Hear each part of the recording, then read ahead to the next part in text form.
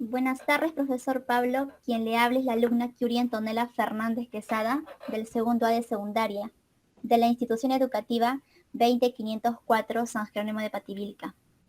Le comento que estoy participando de un concurso Eureka 2021 sobre la hacienda San Nicolás de Supe. Antes de empezar, le doy paso para que digan unas palabras. Sí, bueno, agradecido con tu maestro, un gran amigo, por esta consideración, por la invitación a esta plataforma virtual y a dar a conocer un poco más sobre los cuestionarios ya planteados sobre esta parte del norte chico, especialmente el Valle de Supe y la importancia que ha tenido esta hacienda, San Nicolás, en el marco pues del bicentenario y en el contexto de la llegada no solamente de Lord Cochrane, sino de San Martín, ¿no? La escuadra libertadora de general José Francisco de San Martín y Matorras. Agradecido por la invitación. Muchas gracias. Entonces, empecemos la entrevista. Primero, le voy a realizar algunas preguntas. Mi primera pregunta sería, ¿qué producía y con quién se relacionaban económicamente las haciendas de la región? Sobre la hacienda San Nicolás. Sí, bueno, hemos estado revisando varios escritos referente a ello y hemos encontrado pues que el producto predominante de esta parte del norte, costa norte, especialmente del norte chico, ¿no? Ha sido la caña de azúcar, ¿no? Y hasta el día de hoy aún se mantiene, ¿no? Por un lado, la cooperativa azucarera en Pativilca y pues ya actualmente la que se ubica pues en Andahuasi, ¿no? Pero en este contexto del bicentenario, ¿no? Por el año 1700, 1800, ¿no? Podemos notar dos diferenciaciones claras. En primer momento, la costa norte, lo que actualmente podemos diferenciar como la Libertad, Lambayeque, ¿ya? Han sido los predominantes en la caña de azúcar. Nosotros también, en el norte chico también, pero no a tanta trascendencia, ¿no? Y su principal centro de venta, ¿no? Era pues en Guayaquil y Panamá, ¿no? Eso es lo que hemos podido encontrar. Luego ya, por el año 1720 y 1800, ¿no? A unos años nada más de que Lord Cochrane visitara esta parte del norte chico y la llegada de la expedición libertadora al mando de José Francisco de San Martín y Matorras, toma importancia el norte chico, ¿no? Lo que son la provincia de Huaral, lo que son la provincia de Huaura y lo que es la provincia de Barranca. Lo que para ese entonces solamente recibía el nombre de intendencia o partido, que vendría a ser lo mismo que el día de hoy llamamos provincia, ¿no? Pero recibía un solo nombre, llamado Chancay.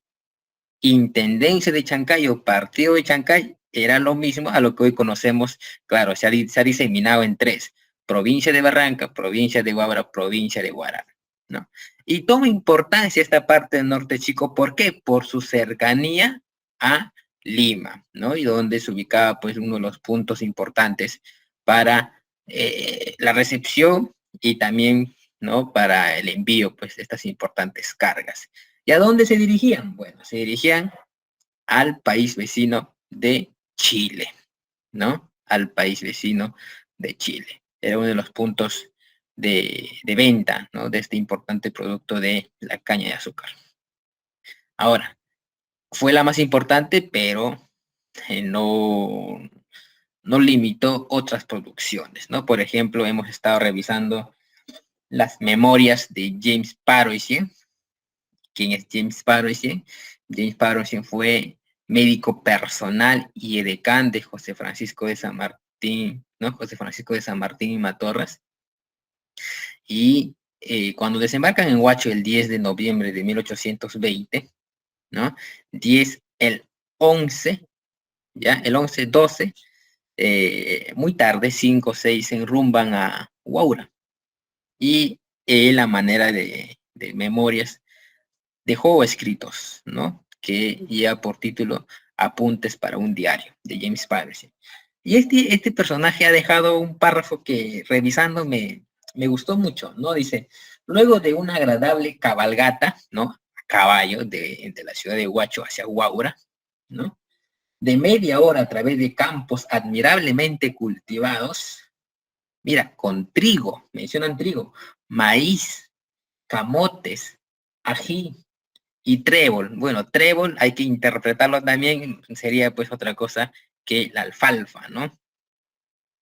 Rodeado de hermosos árboles, ¿no? De un follaje verde, una vegetación verde, en su mayoría paltos, guanábanas, lucumos, papayos, ¿no?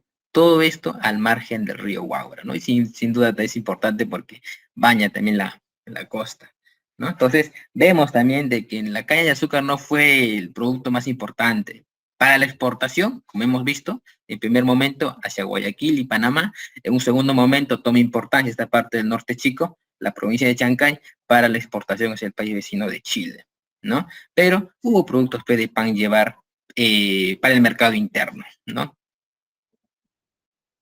Eso sin duda la primera pregunta. Muchas gracias, profesor, por compartir su respuesta. La segunda pregunta es, ¿la esclavitud en las haciendas era de negros, chinos o indios? Bien, bueno, aquí sí hacer un hincapié, ¿no? Desde el proceso de la llegada de, no solamente de Cristóforo Colombo Fontana Rosa, ¿no? Alias Cristóbal Colón, sino en los posteriores viajes de descubrimiento que realizó no solamente España, sino Portugal, Francia, Inglaterra, ¿no? Y posteriormente haberse asentado no solamente en esta parte de América, sino en América del Norte con el asentamiento de las 13 colonias, ¿no? Inglesas, va a hacer más sólido, ¿no? El tráfico de negros, ¿no? Del continente de África, ¿no? En los famosos barcos negreros. ¿Para qué? Para trabajar, pues, en las haciendas, ¿no? En las grandes plantaciones de algodón, entre otros productos, ¿no? Y ese mismo método también se va a llevar a cabo en el proceso de el reinato de la colonia, ¿no? Prácticamente ha sido negros y lo que nosotros podemos llamar indios o indígenas, que prácticamente se produjo, pues, o lo que fue, ¿no? Parte de la cultura autónoma propia del Perú, ¿no? Antes de la llegada, más llamado conquista o invasión, de acuerdo a nuestra interpretación, ¿no? De los españoles. No podríamos hablar propiamente de chinos porque la presencia de los chinos es posterior, ¿no? Más o menos está del año 1849, 50, posterior, es muy posterior, ¿no? Pero en el contexto de la independencia estuvieron pues los negros e indígenas, ¿no? Y si hablamos de San Nicolás, inclusive hay una fuerte presencia de japoneses que dieron realce a esta hacienda, pero también es posterior, no es de acuerdo en el proceso de la independencia, ¿no? Cuando llegó San Martín el 19 de noviembre de 1920, ¿no? Inclusive las memorias cuentan pues que los vecinos de Supe lo recibieron con algarabía, ¿no? Con mucha alegría, con entusiasmo, e inclusive es el único pueblo de esta parte norte chico, entonces partido de Chancay, haber proclamado 3 veces su jura, proclama defender la independencia, ¿no? El 5 de abril de 1819 con Lord Cochrane, luego el 7 de diciembre el 7 de noviembre, perdón, con Francisco de Vidal, ¿no? Cuando toman el cuartel general en Supe, y luego el 27, perdón, 26 es en Barranca, 27 en Supe, ya con San Martín, ¿no? Con presencia de San Martín. Sin duda es un pueblo muy, muy importante, ¿no? Y rescatarlo de ese valor patriótico que ha tenido el pueblo de Supe en esta parte de la provincia. Ya, profesor, gracias por su respuesta. Entonces se puede decir que la esclavitud principalmente era para los negros e indígenas. Sí, en el contexto de la presencia de la invasión libertadora, sí, porque la presencia china y japonesa es posterior, ¿no? Inclusive vemos a muchos negros participando, no solamente a manera de esclavos o de trabajadores, sino cumpliendo funciones como de capataz, por ejemplo, ¿no? Encargados de un grupo de trabajadores indígenas o un grupo de trabajadores desde su misma raza, así hay que llamarlo porque en los mismos textos están negro, negra, pardo, libre, ¿no? Entonces, había una gran diferenciación social, ¿no?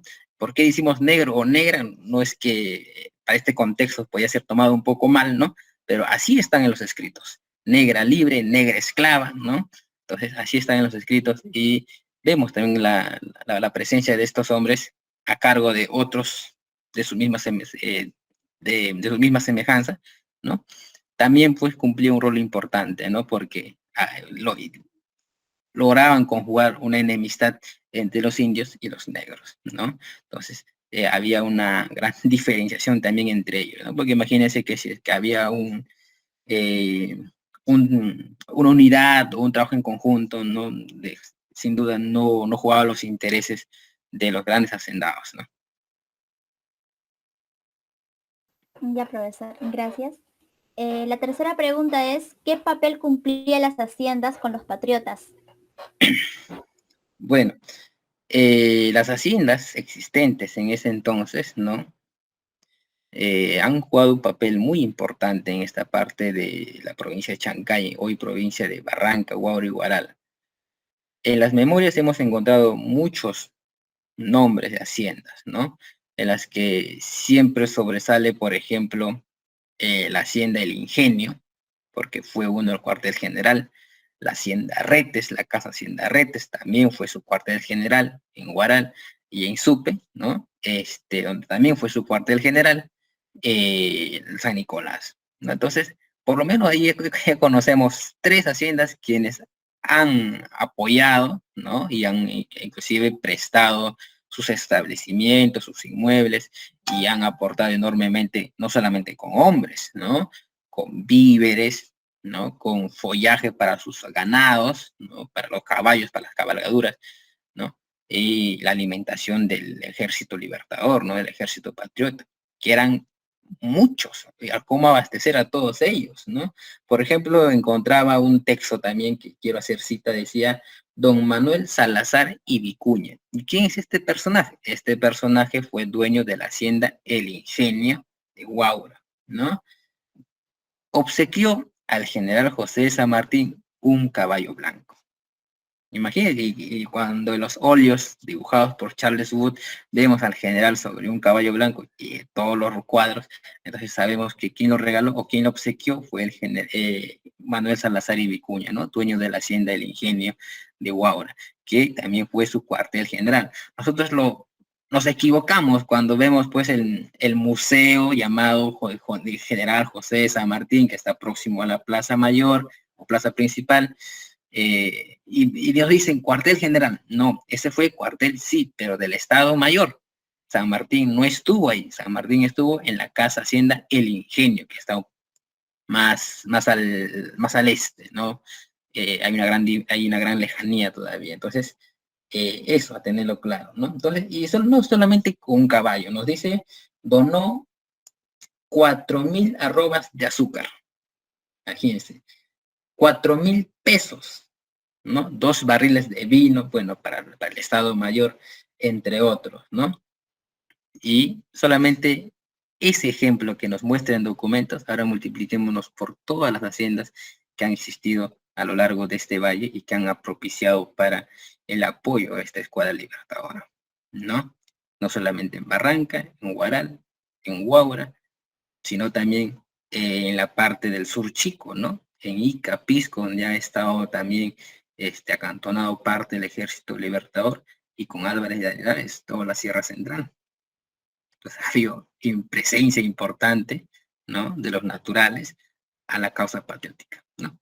Y vemos también ahí pues a Francisco de Vidal y Laos, el primer soldado peruano, ¿no? Sin duda hay ejemplos que ya sobresalen, ¿no?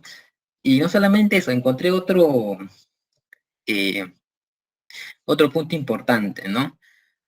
Sabemos pues que la escuadra llegó en embarcaciones, ¿no? En galeones, en fragatas, y en ella pues hubo fragatas de guerra, fragatas de transporte, ¿no?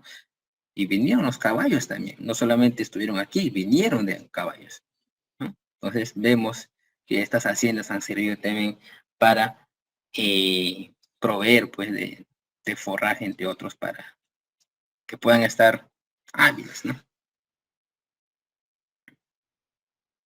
Ya, profesor, muchas gracias por compartir su respuesta.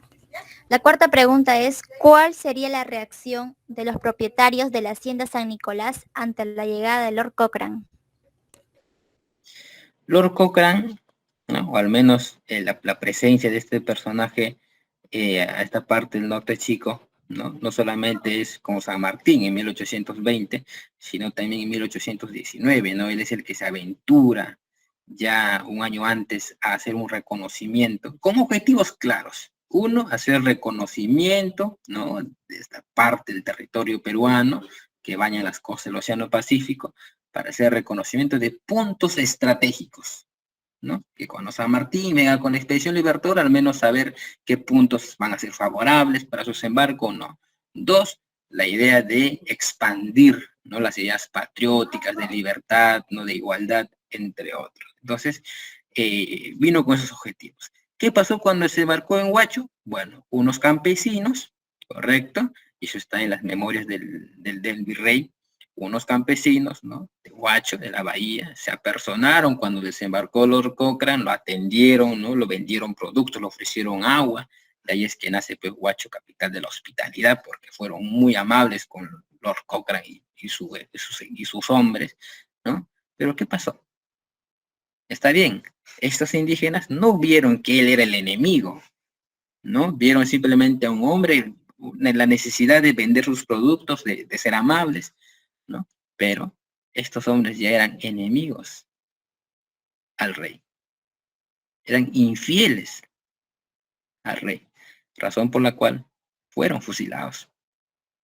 Ahora imagínate, ya si estos eran hombres naturales, comerciantes, que vivían el día a día, no entendían mucho de la realidad política, geopolítica, podríamos decirle también, ¿no? Que se vivía, ¿no? Del virreinato de España y la corriente patriótica libertadora que venía desde Argentina y Chile, no solamente por el sur, también por el norte, con Bolívar. El campesino de a pie que vive el día a día no entiende muchas cosas, ¿no? Entonces, ahora imaginemos a los hacendados cómo han estado el contexto en que Lord Cochrane desembarcó en Supe y cuando llegó San Martín, ¿no? Era dos opciones. Estabas entre la espada y la pared, ¿no?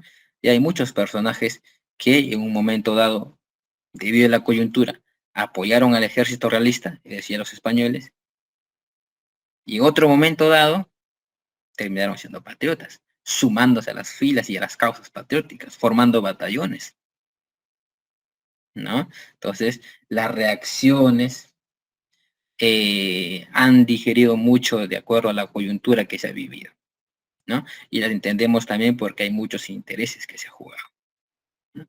En Vesta, por ejemplo, había personajes que en el contexto de la independencia han huido. Vemos su presencia en el norte, ¿no? Por Trujillo, por Lambayeque, pero no han estado aquí, ¿no? No han estado aquí. Pero en la hacienda San Nicolás es un poco difícil darlo a conocer, ¿no? Pero sí, mediante la interpretación podemos decirle pues, que cuando llegó Lord Cochrane en 1819, ¿no? Al menos ha estado un poco, ¿no? Al margen, apoyar con lo que ha podido quizás, pero ya con San Martín sí el apoyo ha sido, pues, digamos, fuerte, ¿no? Porque inclusive fue parte de donde se ubica, pues, su cuartel general, ¿no? Entonces, profesor, ¿podría decir que la reacción de los propietarios frente a la llegada de Lord Cochrane fue diferente antes y después? Claro, ¿no?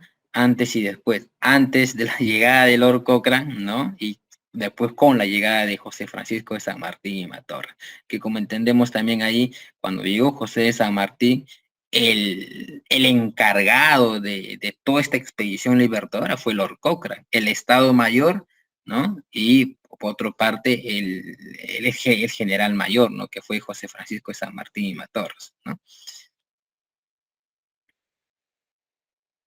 Ya, profesor, muchas gracias por su respuesta.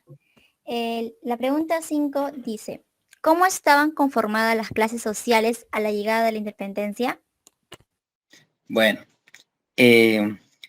esto para entenderlo, ¿no? Por ejemplo, había o estábamos, al menos de acuerdo a la división política, ¿no? Supeditados al yugo español, al dominio español, al reino de España, ¿no? Fue el virreinato del Perú. Entonces, la presencia, la persona encargada del rey de España aquí en el Perú, ¿quién era? El virrey, ¿no? Entonces, ahí teníamos ya una figura política, ¿no? Importante, ¿no? El virrey. Y todo el círculo que con ello conlleva, ¿no? Que podríamos llamarlo nosotros las personas de confianza que han ocupado puestos, ¿no? De confianza en muchos centros, ¿no? En muchas instituciones del Estado del Virreinato del Perú, ¿no? Y otro también, la Iglesia Católica, que siempre ha jugado un rol importante, ¿no? Hasta en nuestros días, la Iglesia Católica sigue jugando un rol importante, aún más en el contexto del Virreinato, ¿no? Luego tenemos a los grupos de poder, en este caso, tanto comercial como los dueños de grandes haciendas, de grandes extensiones de tierra, ¿no? Los hacendados, ¿no? Y los campesinos, ¿no? Los hombres que no tienen estas grandes tierras, ¿no? Tampoco tienen maquinaria ni nada por el estilo, pero tienen su fuerza de trabajo, ¿no? Y de acuerdo a ello, han estado trabajando en el campo, ¿no? En el comercio, en la pesca, ¿no? Entonces tenemos también a ellos, ¿no? También a los alfareros, los comerciantes, y ya tenemos también a los indios que trabajan en las haciendas en busca de protección, ¿no? Porque no podía ser un paria andar de un lugar a otro, ¿no? Entonces tenía que estar o trabajar en una hacienda donde la hacienda le daba una habitación, una casa, una pequeña parcela quizás para que siembre, pero tenía un trabajo, tenía donde vivir, ¿no? Entonces, y también a los negros, ¿no? Que llegaron pues justamente en los barcos negreros a trabajar en las haciendas, ¿no? Ya, profesor, gracias por su respuesta. La otra pregunta dice, ¿cuál fue la función de los espías en la independencia? Bien, el espía más importante que podemos nosotros rescatar es a Francisco de Vidal y Lahoz, ¿no? Que se sumó muy jovencito, inclusive en sus memorias lo plasma, que está en la Biblioteca Nacional del Perú. Este personaje partió muy joven con la bendición de su madre, ¿no? Junto con Lord Cochrane a Chile, ¿no? Donde apoyó también con varias acciones que se reconoce, ¿no? Como la toma de Fuerte de Valdivia, entre otros, ¿no? A la causa de la gesta independentista de Chile, y le sirvió para venir al Perú por encargo del propio general José Francisco de San Martín y Matorras, para difundir las ideas patrióticas, ¿no? Antes de que la expedición libertadora salga, él fue el primero que se enrumbó hacia el reino del Perú, a difundir las ideas patrióticas, ¿no? Entonces, vemos ahí la importancia que ha tenido este personaje, ¿no? Y no solamente él, y muchos, ¿no? No solamente personajes que han ocupado puestos importantes posteriormente cuando se iniciaba nuestra incipiente república, ¿no? Sino también montoneros, ¿no? Y personajes no allegados quizás a San Martín, pero sí por la idea de tener una nación independiente, soberano, han sumado a la causa, ¿no? Inclusive ahora último, y esto me gusta porque vemos a un programa de señal abierta que al menos se está interesando en difundir estos temas de interés nacional por el contexto del Bicentenario, ¿no? Que dicen los otros libertadores, ¿no? Que creo que Frecuencia Latina está trabajando en ello. Entonces ahí vemos la presencia también de varios personajes, ¿no? De Mariano Melgar, de Micaela Bastida, entre otros, de José Olaya Balandra, ¿no? Y hay muchos así que han entregado pues sus acciones, su vida a causa de lo que hoy, luego de 200 años, ¿no? Justo conversábamos entre colegas, son 200 años, pero estamos tal cual iniciamos nuestra incipiente república, ¿no? Con muchos desaires políticos, inestabilidad, tanto política, económico, ¿no? No hay un rumbo claro. estamos como en la República. Estábamos entre monarquistas y republicanos, ¿no? Estaba Monteagudo, San Martín, queriendo tener un príncipe de España para el Perú, y por el otro lado estaba pues José Faustino Sánchez Carrión, entre otros personajes, queriendo una república para el Perú. Hoy, 200 años después, está pues por un lado la derecha, por otro lado la izquierda, ¿no? Pero estamos muy olvidados de lo que el Perú profundo pide, reclama y quiere, ¿no? Entonces, 200 años, y creo yo que al menos el Congreso debería de tener un intérprete de quechua, ¿no? Y no decirle a este personaje que no te entendemos, ¿no? Ya deberían haber esos mecanismos de comunicación ya en este poder que es el Estado, en representación de justamente de todos los ciudadanos y la nación que conformamos todos. Muchas gracias, profesor, por su respuesta. La última pregunta sería, ¿qué materiales nos puede recomendar para mi exposición? ¿O qué páginas nos puede recomendar? Bien, sí, he estado revisando, ya, les podía compartir el plano de la Intendencia o provincia de Chancay, ¿no? Donde ahí está detallado propio de la época, ¿no? Pero hoy sabemos pues que son la provincia de Barranca, la provincia de Huava y la provincia de Huaral, ¿no? Es una carta geográfica de la Intendencia de provincia de Chancay. Se lo voy a compartir al profesor para que pueda compartir con usted, o quizás puedan imprimirlo, ¿no? Y tenerlo como material gráfico, ¿no? Y poder entender. Imagínense, 1821 es el contexto, pero el plan es de mucho más antiguo, es de 1790 y algo, ¿no? Pero si la comparamos con la actualidad y vemos pues la precisión que han tenido estos personajes para estos tipos de trabajos, ¿no? Y no solamente estos cartas geográficas, sino también memorias, como lo había mencionado, no solamente de Francisco de Vidal y Lahoz, sino también estos tomos que conforman la colección documental de la independencia del Perú, ¿no? Que fueron publicadas en el gobierno de Juan Velasco Alvarado. Son un promedio de 96 tomos, ¿no? Y que tratan pues todo el proceso de la independencia, de la gesta independentista que ha tenido a lo largo. Podemos entender ahí cartas, manuscritos, ¿no? Expedientes, asuntos militares, ¿no? Desde la rebelión de Tupac Amaru hasta este proceso pues de que se va iniciando o consolidando nuestra república, ¿no? Sin duda es importante ese tipo de materiales, porque cuando el docente enseña historia del Perú y trata estos temas de independencia, el diseño curricular simplemente viene, desembarcó en Pisco, Caracas, Ica, ¿no? Pisco.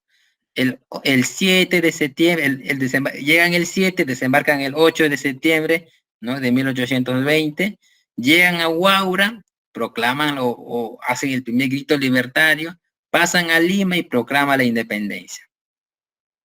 Así de resumidos. Pero no, es cierto, llegan a Pisco, desembarcan en Huacho, hacen su cuartel general en Huaura, primero en Supe, luego en Huaura, pero en esta parte del norte chico, la presencia de San Martín ha sido por un promedio de 9 meses. Y esos 9 meses ha habido muchos acontecimientos importantes antes del ingreso triunfal, ¿no? Porque no, al menos en esa parte, la estrategia sanmartiniana ha funcionado muy bien, ¿no? Del ingresar a Lima. 9 meses aquí en esta parte del norte chico. Y esto es lo que sin duda, aún viviendo en esta parte, debemos dar a conocer a los jóvenes, ¿no? Sin duda hay mucho más que dar a conocer. No se preocupe, que lo voy a hacer llegar este plano a su profesor y por intermedio a usted. Ya, profesor, muchas gracias por sus respuestas y por el material que nos va a brindar. Profesor, muchas gracias por su paciencia y por aceptar esta entrevista. Muchas gracias, profesor. Perfecto, no hay ningún problema.